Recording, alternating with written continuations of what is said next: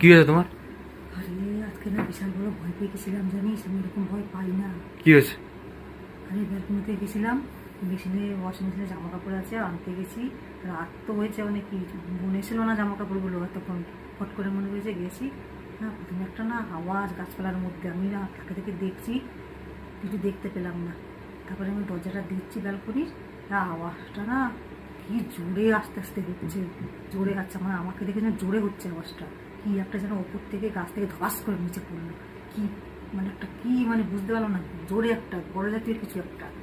আমি কী করবো, বয়স চলে তাড়াতাড়ি দরজাটা ঠাস করে টেনে দিয়ে না তাড়াতাড়ি দৌড়ে গিয়ে লাইটটা বন্ধ করে দিয়েছি, দরজাটা ভালো করে আটকে দিয়েছি। প্রচুর ভয় পেয়ে গেছি রে বাবা, এরকম ভয় আমি পাই না। কী ছিল রে, কী হতে পারে বলতো? সাপ হতে পারে ওটা। কী জানি আবার রাত্রিবেলা কী ছিল কে জানি। আমি তো প্রথমে হালকা দেখলাম, যখন অল্প অল্প ছিল, যখন বেড়ে গেল তখন আর দেখিনি বাবা, আমার অত সাহস হতে পারছিল না। কী ছিল কে জানি, ভগবান জানে। প্রচুর ভয় পেয়ে গেছি, হয়তো আমি এমন ভয় পাইনি, অনেক দিন বাদে আমি ভয় পেলাম।